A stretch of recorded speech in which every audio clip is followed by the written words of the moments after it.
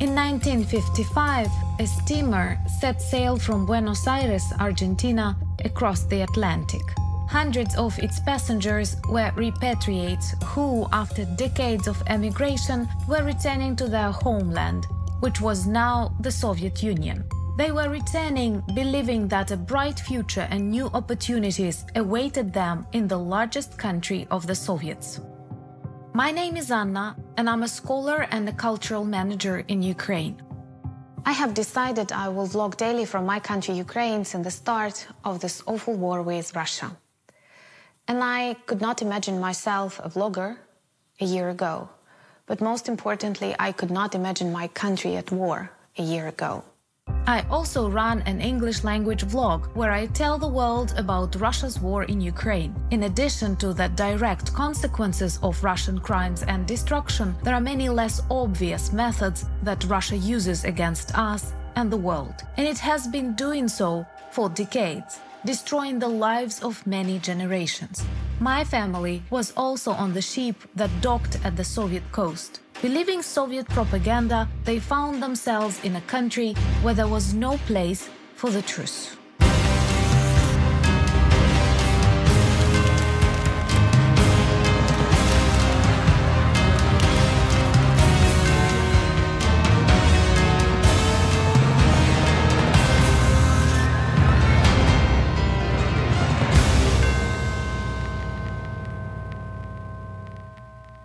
It is not a big secret that the Russian media space has been long purged of dissent. It is important to see how this purge began and is still going on to understand how Russian informational world has become what it is. When I lived in Russia, I arrived in 2001. Every year, a new TV channel was being captured by the Kremlin. Every year, a journalist was getting killed. Every year, everything was being centralized more and more under the Kremlin's power.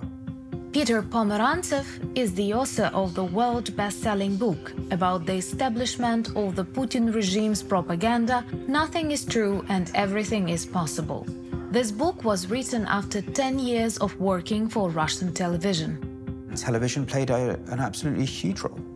It was really the one thing that could connect this country. I mean, there were no school groups anymore. There was no pioneer camps like the Soviets had. Cinema wasn't really working. Radio, people had stopped listening to.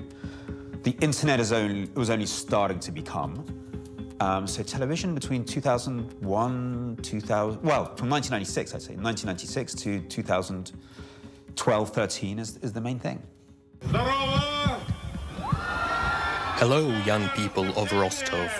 Perhaps the only period when you could see criticism on the government on Russian television was during the presidency of Boris Yeltsin. It would have been fine, but that was the period of the First Chechen War, which was launched by the Russian authorities. Of all the possible options, Moscow chose the military one. Of all the possible responses, Chechnya had only one: to take up arms. In the First Chechen War, when Russia had a relatively free media, they discovered that they could not control what the media were reporting, and therefore the wrong stories, as far as they were concerned, were reaching Russia's public and the world. So they cracked down on free media. Next round of the war in Chechnya. Grozny greeted New Year's Eve with fireworks from burning Russian tanks. Military savvy told the generals that there was no better time to take the city than December 31st. But the Russian troops were opposed by Muslims who do not drink alcohol even on the New Year's Eve. Tanks and armored personnel carriers stormed into Grozny and were burned to the ground. The conclusions that were drawn from this period are to prevent the repetition of such free thinking. It is indicative and natural that oppression on Russian TV intensified with each new military aggression of the Kremlin. During the Chechen War, it was important to Russia to present the war in a way that was favorable to the Kremlin. Therefore, journalists who saw the war differently, who spoke about the independence of Ichkeria and reported on the atrocities of the Russian army in Chechnya, naturally, these journalists posed a threat to the Kremlin. Since Vladimir Putin came to power, Russia has seen several radical restrictions on freedom of speech. Protests of journalists, such as this one against the takeover of NTV, did little to help. A number of leading media outlets were closed. Their assets were absorbed by the state energy magnate Gazprom. It certainly seems possible the takeover will silence an important and critical voice in Russia. The Kremlin, of course, will be happy. But there are many liberals here who say that today's events have weakened democracy. Robert Moore, ITN, Moscow. But it seemed to happen step by step, and that made it maybe softer. So you could see that. And a lot of the arguments that were being made were ones that, like, the TV channels are controlled by oligarchs who have terrible values, and they did. And so there was a lot of, like, ways that this was given a rationale. But I think a lot of people were saying, hold on, this is clearly a move towards authoritarianism. But there was a lot of people, including so-called Russian liberals, who wanted this. They wanted Putin to be the Pinochet. Their argument was, we have chaos because of corruption, because of oligarchy. For liberal reforms, we need centralization. In 2009, a decree of the Russian president approved a list of compulsory TV and radio channels that should be broadcast free of charge throughout all the territories of the Federation. Most Russians found themselves in a fully state-controlled information world. Not only can you not watch what you want, you have to watch what you need to watch. You have to sit there. They will tell you everything on TV. They will tell you everything about you, what you should believe in, what you should wear, where you should go, where is white and where is black. There are smart people on TV. They know everything, and they have seen Putin with their own eyes. Having learned how to control TV, the Russian authorities have received a new threat: the internet and social networks. The role they can play in society became apparent during the civil protests and revolutions in Moldova, Iran, Turkey, Tunisia, Egypt, and Russia itself in the early 2010s.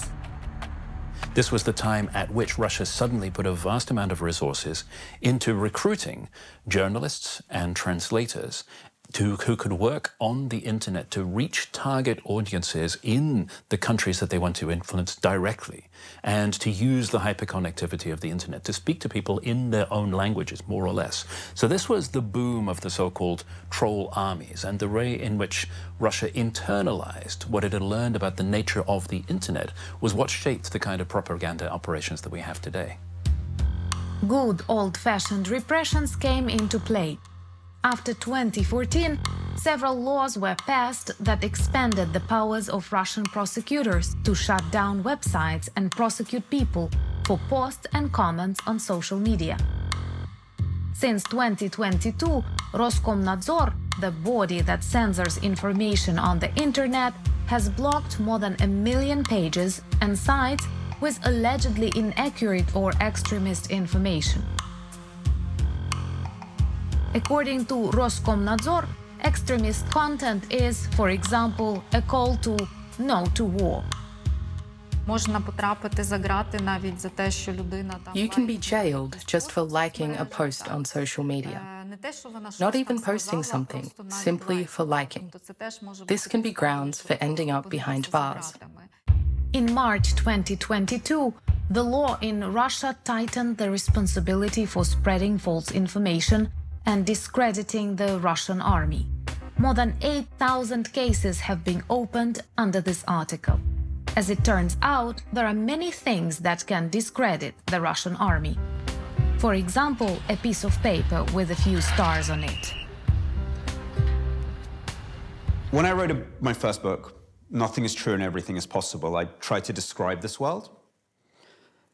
And almost instinctively, the parallels that I found were in 1920s and 30s Germany. The symptoms were just so strongly echoing the journey to fascism in Nazi Germany that it sort of scared me at the time. And literally, I thought it was my fault. I thought I'm being a bad journalist. You know, it's a classic thing, like you see some symptoms, you're like, oh, it's like Germany. And so at the time I was like, I'm probably just overdoing this. This is probably me. But no, it's them. Why say quasi? A fascist state. But the symptoms that I was seeing that were expressed through the propaganda had this incredibly strong connection to what happened in Germany in the 20s and 30s. The turning point of the Russian repressive machine was the Ukrainian Euromaidan. Then Russia lost the opportunity to annex Ukraine quietly, like Belarus. Russia lost its protege president, Yanukovych. The people of the neighboring state overthrew an unwanted criminal government. The Euromaidan seemed to have gathered all of Putin's fears in one place. Since then, Ukraine has been in the constant focus of Russian TV channels. Daily and weekly political talk shows spent most of their airtime talking about events in Ukraine. It was important for the propagandists to show how a criminal junta came to power in Kiev and how bad things were in Ukraine after the so-called coup. The scenario of Ukraine's collapse has been launched. The country has no margin of safety. The treasury is empty. Due to the popularity of the query, "What's going on with the Hohols?" in Russian Yandex in 2014, the phrase turned into a meme. Russians enthusiastically joined this game. They were much less interested in what's going on in the Kremlin and how things are in Russia itself. In addition to the obvious goal of shaping public opinion about Ukraine and diverting attention from internal affairs, Russia's information agenda was shaping fear of alternative opinions. Подивіться, як працюють, наприклад, російські ток-шоу. For example, look at how Russian talk shows work. There is always someone who disagrees a little bit, and everyone present in the studio starts shouting and literally tearing them apart. This was a very powerful signal to all the Russians who have opposing views. Look at what will happen to you if you disagree with the majority. This is some kind of rewriting of history. It's not rewriting of history. Your Russian attitude to this is unacceptable for us Ukrainians. Not for Ukrainians, but for you, because you are a Banderite scum. The information agenda of the Russian Federation determines the pool of the Kremlin's top propagandists. Putin пойдет на прекращение огня.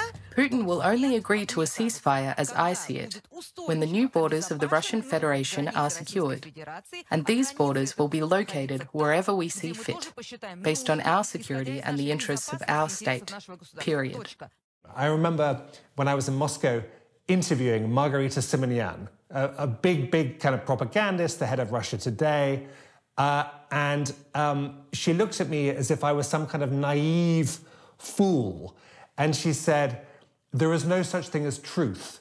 There is only narrative. There is only narrative." In other words, it's all about storytelling. It doesn't matter what's true. It's whether Ukraine tells the better story or Russia tells the better story. And if you believe in truth, old-fashioned truth, you're a fool and you're a weakling. We will defeat Ukraine in 2 days. What's there to defeat, for God's sake? It's Ukraine. We just suppress the firing points and that's it. They don't really believe in anything other than themselves, power, and money. And they know that repeating these Kremlin ideas is a way to get rich. It's a way to get famous. And really, they are awful people. Berlin, Paris, Madrid, London, Washington should be burning. The capitals of the Nazi states that have decided to wage war against Russia. I spent 4 years in Moscow. I am not religious. I am not someone who's kind of theological. But after 4 years, looking close up at the Putin regime, I realized that there is such a thing as evil, and the people at the top of the regime are evil. They don't care about human life. They don't believe in any kind of values, humanity, decency, compassion. It's almost as if a kind of madness has come down and devoured them.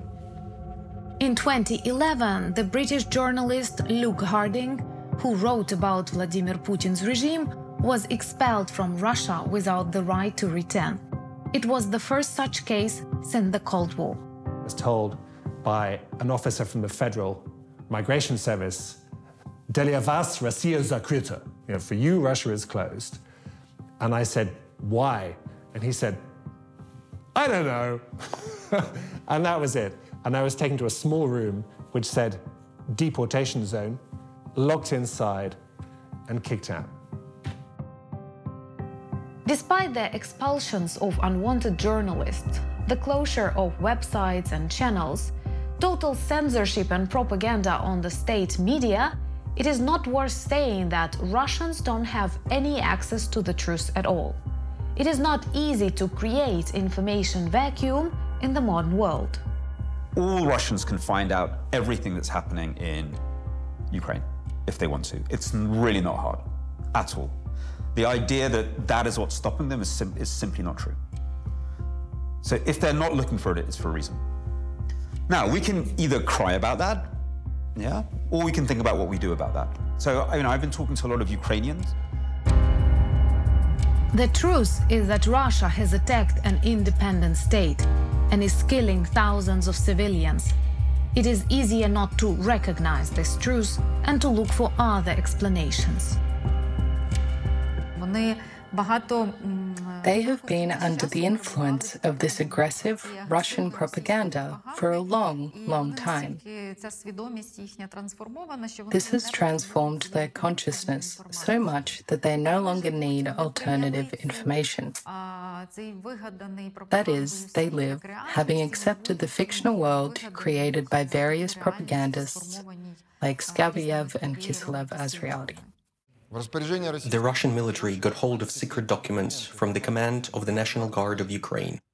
These documents confirm that the Kiev regime was covertly preparing an offensive in Donbass in March 2022. In March 2022, the Russian Ministry of Defense came out with a sensational fake. A standard document of the National Guard of Ukraine is published on the ministry's website, passing it off as a sensational interception. The organization of regular training exercises in the Lviv region, which is mentioned in the order, is presented as preparation for an offensive in Donbass. The Russians like this legend of the defense ministry. It is a very convenient arrangement between the government and the population. It wasn't us who attacked, it was us who defended ourselves preventively.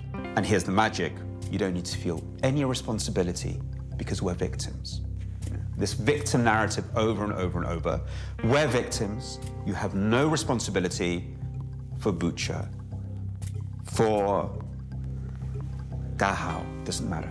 You have no responsibility. If you look at Kremlin propaganda, it does this very effectively. Yeah?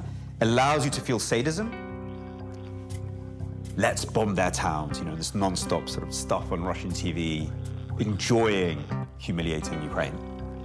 But then saying, but it's not our fault. We were forced to do it. We were forced to do it. So you get to... In order to eliminate the threat posed by the neo-Nazi regime that emerged in Ukraine after the 2014 coup, it was decided to conduct a special military operation.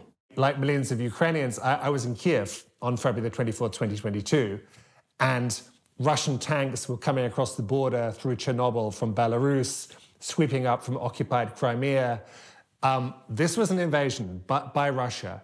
And more than that, it was an absolutely imperial project to eliminate Ukraine, to get rid of its culture, its language, its land, and its people. Really a fascist project.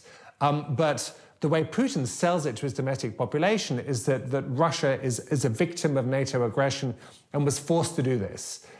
If you look at Russia's statements over the past 2 years, you can see how it is changing the goals of its so-called special military operation. Then we had the full-scale invasion. It was about denazification. It was about redeeming historical Russian land, so-called demilitarization. And then when the invasion didn't go very well, it became a fight against NATO and America. It's another lie. And the point is that Putin, if Putin wants to have peace with Ukraine, he can just stop like that and say, okay, we have finished the task of the special military operation, and people will believe it. If Russians have been living in a distorted information space for decades, and this can explain their behavior and worldview, What about citizens of free, democratic countries? Societies with strong values of freedom of speech, open sources, live broadcasts, videos from any corner of the world. But Russian propaganda remains effective even there. Russia is the main disinformer in Europe. It was officially confirmed by the European External Action Service's 2022 report. It states that Russia is involved in 88 out of 100 cases of foreign information manipulation and interference. According to the EU, Russia's war in Ukraine has become the main topic of information attacks. The purpose of most cases is to justify the Russian invasion.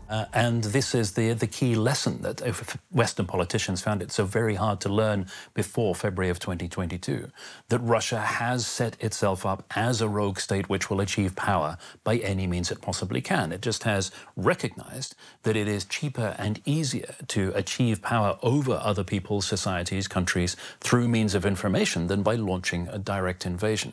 The fact-checking initiative of the Ukrainian project VoxCheck has revealed more than 13,000 cases of Russian disinformation about Ukraine in 6 European countries in almost 2 years of Russia's full-scale war against Ukraine. These are the Czech Republic, Poland, Hungary, Slovakia, Germany and Italy.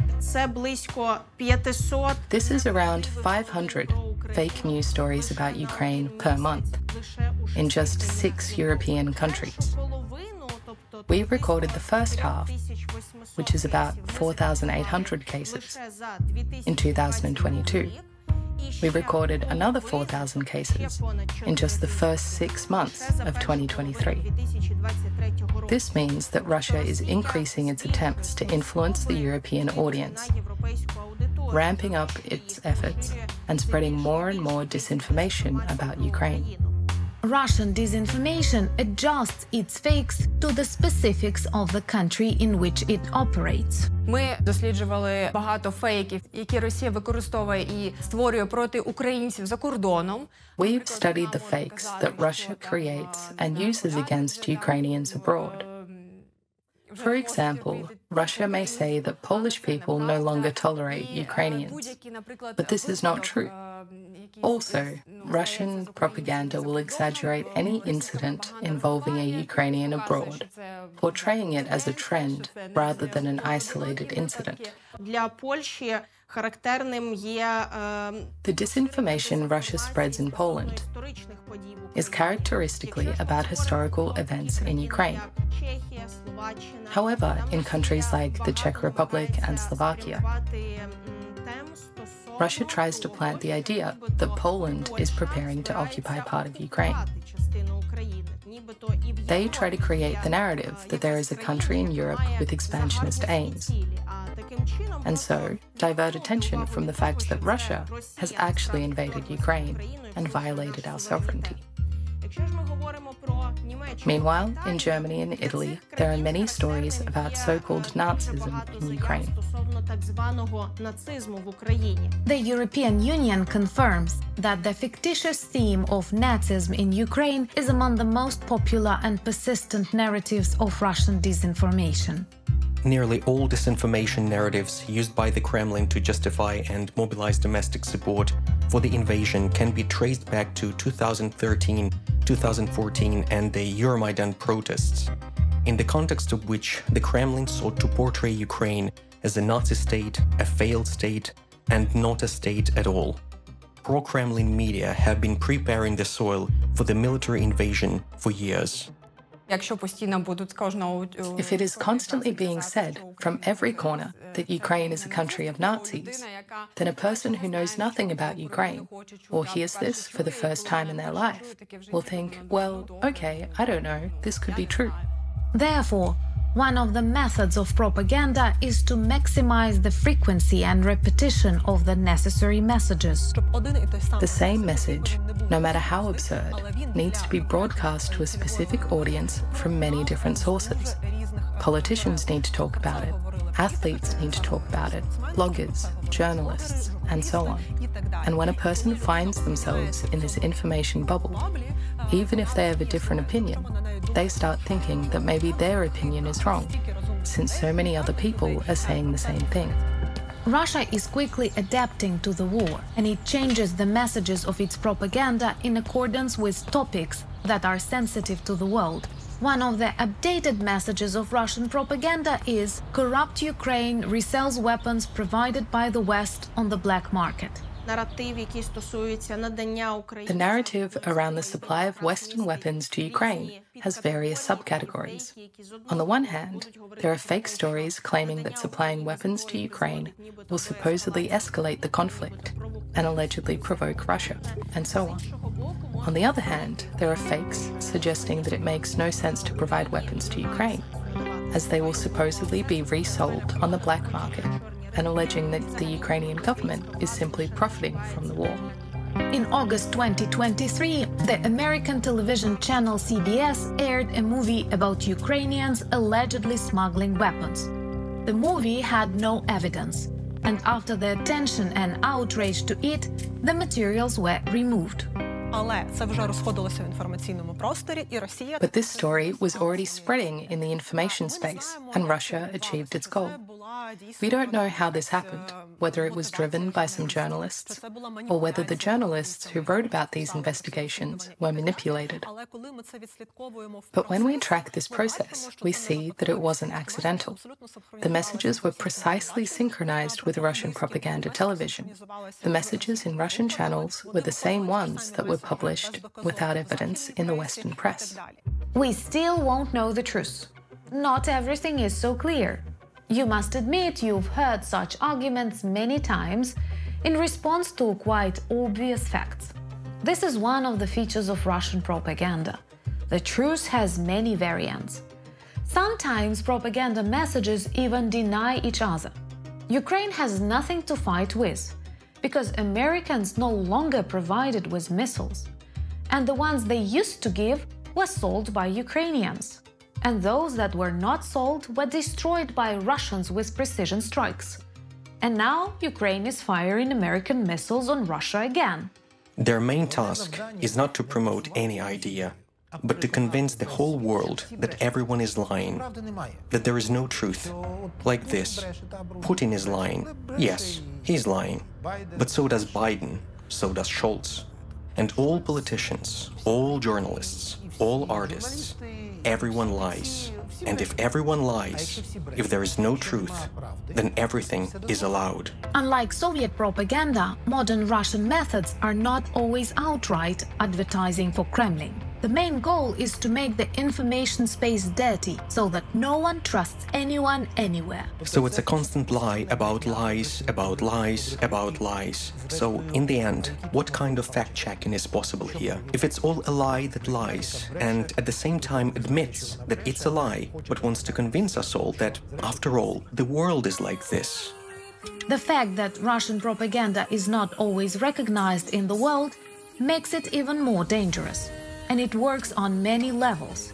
Here you are, laughing at yet another stupid propaganda piece or video. It's an obvious fake. But isn't that why they show it to you? To make you believe you can easily detect propaganda. It won't work on you.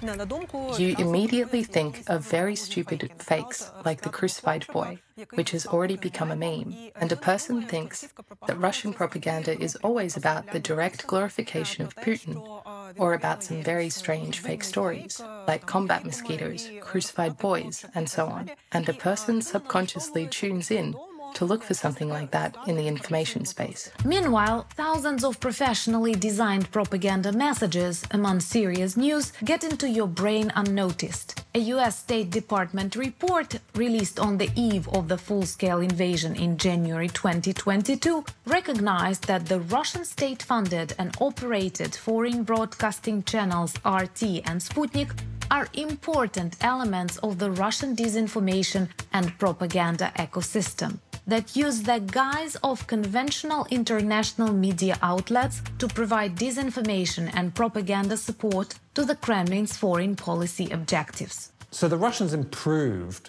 their propaganda. They got better at using third parties. They take advantage of the fact that on BBC Radio, you need to have 2 points of view. So you have one person saying, poor Ukraine, been attacked, and then you have a Russian analyst or member of the Duma saying it's the West's fault, we were provoked, etc. And this kind of false equivalence is another way that they get their kind of propaganda across. So they are very good at it. RT and Sputnik have created a network of numerous brands, websites, social media accounts, publishing content in many languages with a non-transparent structure and no financial reporting. На перший погляд здається, що At first glance, it seems that these networks and online media do not coordinate with each other at all. However, if we delve deeper and look at how online media in Europe republish each other's stories, we see that most of the pro-Russian online media in European countries republish TASS, RIA Novosti, Sputnik and Russia Today. They were essentially created and exist to increase the audience of people exposed to Russian disinformation. Russian channels have been operating freely in Ukraine throughout the entire period of our independence. With the beginning of the Revolution of Dignity and the war in Donbass, Russian media propaganda reached the peak of its manipulations. It was the time of fake stories like the crucified boy. They took a child of 3 years old, a little boy in panties and a t-shirt, and nailed him to a cross like Jesus. Ukraine banned the broadcasting of Russian channels on its territory in August 2014. And then the Russians changed their tactics. Good afternoon, Ukraine. Hello, Russia. We need to talk. Телеканали Медведчука з'явилися як відповідь. Medvedchuk's TV channels emerged as a response to the closure of Russian channels and social media here. Вирішили, що окей. The Russians decided that, okay, if we don't have direct access to the Ukrainian audience, Нам треба створити в then we need to create TV channels in Ukraine that will, on paper, appear to be owned by Ukrainian citizens. українським громадянам. And Ukrainian citizens will work at these channels, making it impossible to shut them down. Неможливо закрити. Putin is the godfather of Viktor Medvedchuk's daughter. During the war in eastern Ukraine, Medvedchuk created his own media holding. Це була така дуже хитра відповідь. This was a very cunning answer, and for a long time, no one really knew what to do with these TV channels. They were destabilizing our society from within. They were polarizing us. For a very long time, there were discussions about whether we should flag these channels, or maybe shut them down. The fact is that democracy must defend itself, because it is clear that aggressors like Russia and China use the achievements of democracy against itself.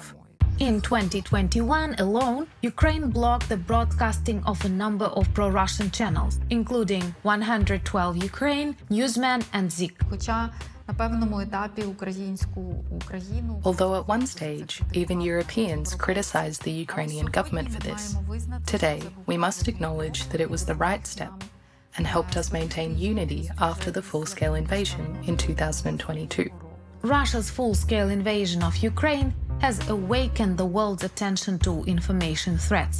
In 2022 alone, the West imposed sanctions on Russian propaganda outlets such as Russia Today, Sputnik and others to protect their societies from manipulation.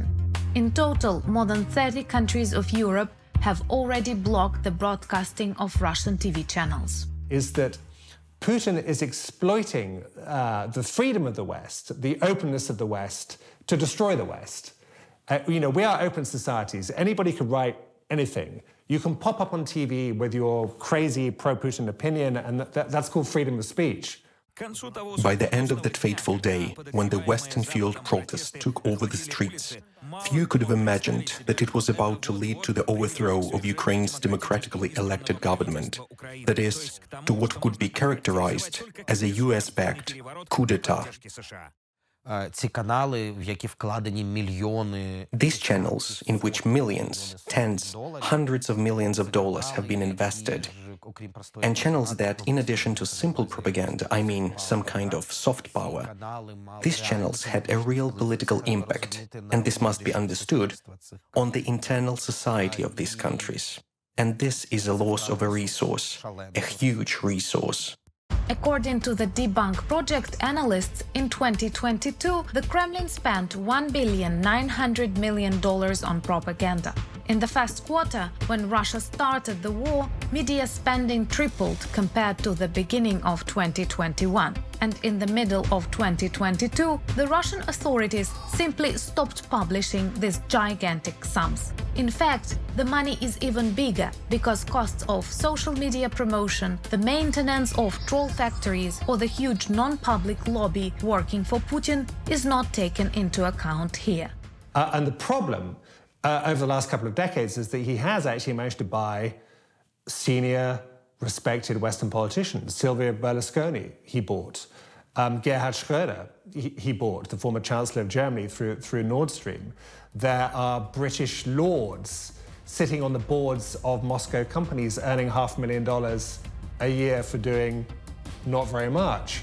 And so he thinks everybody can be bought. More than $300 billion of assets of Russia and Russian oligarchs have been frozen around the world since the beginning of the war. That is only those assets that openly belong to organizations and individuals on the sanctions list. For too long, we were dazzled by Russian money. We allowed Russian oligarchs, who are kind of state functionaries, to buy our football clubs, to buy our palaces, to buy our newspapers.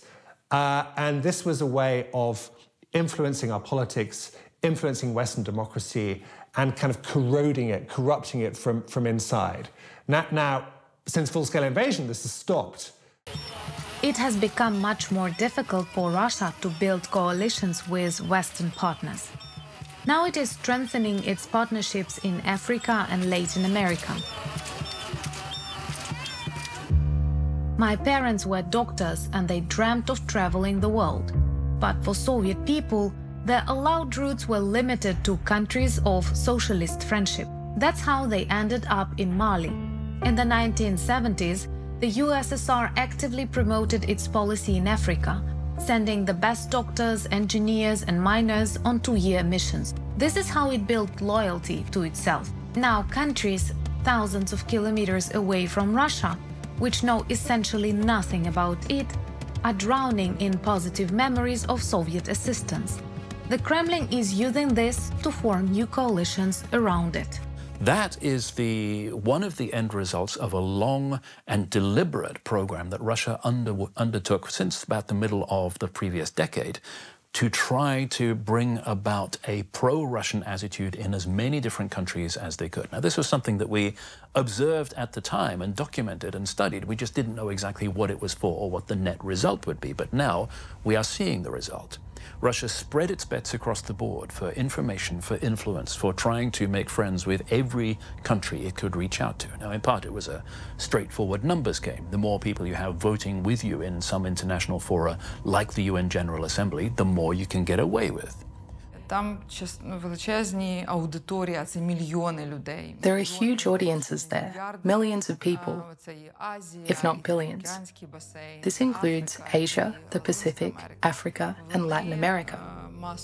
Unfortunately, they massively support Russia because they believe that this is a war between the West, between NATO and Russia. Russians do not give up any platform that could be used for information influence, especially when it comes to the highest diplomatic tribunes. Russia's permanent representative in the UN, Nebenzia, spreads incredible Russian fakes in his speeches. A network of American secret biolaboratories in Ukraine, dangerous experiments. We continue to receive disturbing evidence that the US Department of Defense is directly involved in Ukraine in the implementation of dangerous projects in the biological sphere in this country, which have signs of a hidden military biological program. Russia uses its highest level of diplomacy to justify its invasion of Ukraine and to continue convincing the world that Russia was forced to defend itself. And now I'll show you where the attack on Belarus was being prepared from. Well, what can you do without an information assistance of French dictators? Putin, a colonel, promised to give me the rank of a colonel. He still hasn't. This war makes absolutely no sense. The only thing that Russia can do is lie to the whole world, even at the highest diplomatic level, to somehow continue justifying why Russia is shelling Ukraine and terrorizing peaceful civilians. That so-called opposition, liberal media, are considered an alternative to the Kremlin's mouthpieces. Meduza, Dozhd and Novaya Gazeta are based in Europe. They are banned in Russia and are certainly free not to follow Kremlin's narratives, but they do it anyway.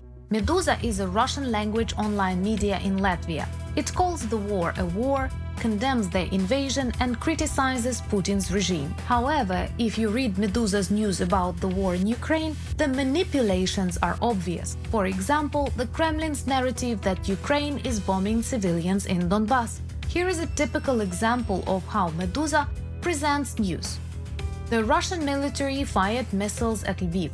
Ukrainian troops shelled Yasinovata in the annexed DPR. That is a Russian war crime. The bombing of a residential building that killed 10 people and injured more than 40 is placed next to the shelling of Yasinovata, which is reported by, quote, the authorities of the annexed DPR. For Meduza, the DPR terrorist organization is a government that can be trusted.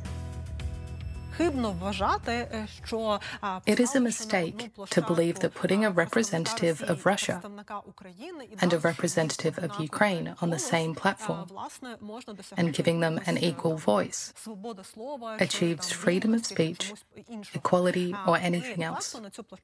In fact, this is putting the aggressor and the victim on the same platform, and this is inherently an unequal conversation. Novaya Gazeta Europe has compiled a selection of the worst Russian attacks on civilian targets in Ukraine. Photos with the short captions. Here are bombed residential buildings. Uman, Dnipro, Chasiv Yar, a shot-up center in Vinnytsia, a shopping center in Kremenchuk, a train station in Kramatorsk, a drama theater in Mariupol. Almost every description ends with a denial of the attacks by Russian officials.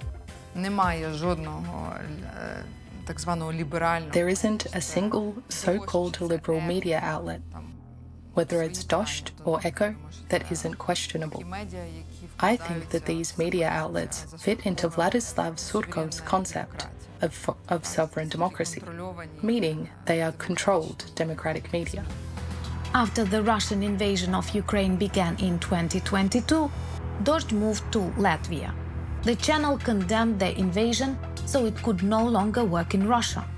What did viewers see on the air of this liberal broadcaster?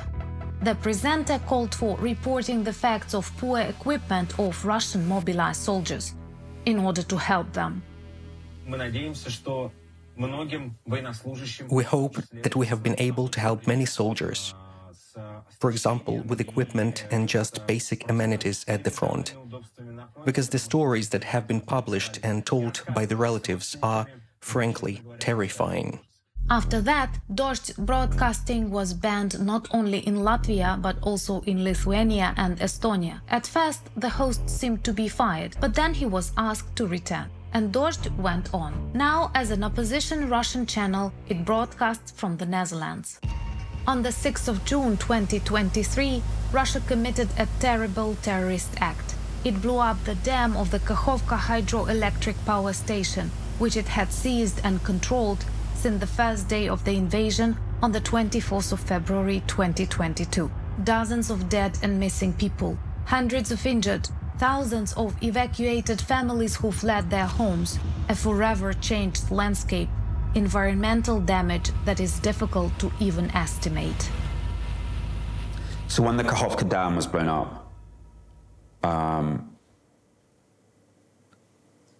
I wrote a very, very angry column in a British newspaper, and it was the first time I saw really big pushback. As in, people were doubting what had happened. And I found that very, very interesting. I don't have a complete answer to it, but I would put forward a hypothesis that when people are faced with something so huge, which they know they can't respond to, they start to deny it. It's a bit like climate change. The research of the Institute for Democracy showed how the opposition Meduza and Novaya Gazeta wrote about the hydroelectric power plant explosion. We can see the classic wording: the parties accuse each other, and these are the words most often used to describe the attack: destruction, flooding, as if it was something accidental or unintentional. And this is nothing more than a narrative that is very favorable to the Kremlin. There was no blowing up. Anonymous Telegram channels are often disguised as independent sources of information. Because the information on Telegram is not particularly moderated, Russian propaganda feels very comfortable in this Russian messenger. Telegram is probably the biggest threat to our information space, because anyone can create countless Telegram channels, run them completely anonymously, and spread whatever false information they want. In this cloak of anonymity and exclusivity, and supposedly alternative information, one can observe, almost word for word, statements that could have previously come from Ria Novosti or Meduza, or from a Russian war correspondent, or other Russian sources.